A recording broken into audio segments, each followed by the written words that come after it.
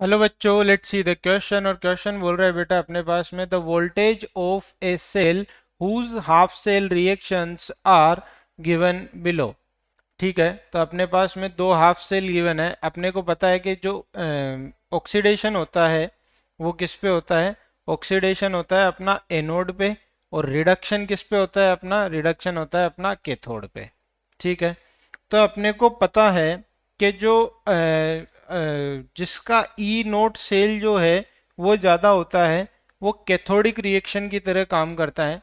तो ई note cell जिसका ज़्यादा होता है वो कैथोड की तरह काम करता है, तो ये काम करेगा अपने पास में कैथोड की तरह। ठीक है, और जिसका ई नोट सेल जो है वो कम होता है, वो किसकी तरह काम करता है, वो एनोड की तरह काम करता है, तो ये काम करेगा एनोड की तरह। अब सबसे पहले इस क्वेश्चन की अपन क्या कर लेते हैं, की कॉन्सेप्ट लिख लेते हैं। तो की concept of this question is calculation calculation of E cell using two half cells. दो हाफ सेल है मेरे पास में, उसकी से मैं क्या करूंगा, ई सेल कंप्लीट सेल की कैलकुलेशन करने वाला हूं, ई सेल की। तो चलिए अब हम बात करते हैं कि एक्चुअली में होगा क्या।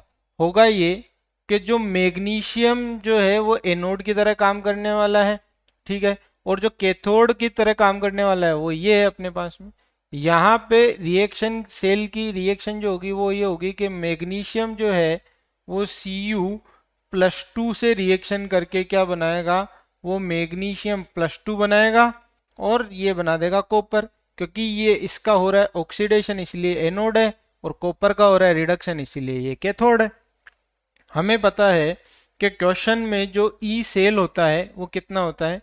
ई सेल जब भी हम किसी सेल का लिखते हैं तो हम लिखते हैं E cell of cathode minus E cell of cathode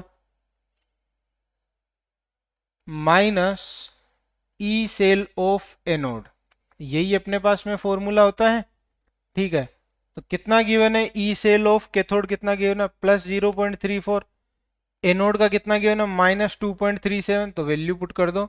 +0.34 minus, और माइनस है 2.37। ठीक है क्या, अब ये हो जाएगा +0.34 +2.37। इसको ऐड करेंगे, ऐड करने के बाद में कितना बनेगा, ये 2.71 वोल्ट बन जाएगा। क्या, कौन सा ऑप्शन करेक्ट है, third option is correct for this question. I hope you understood it very well, best of luck.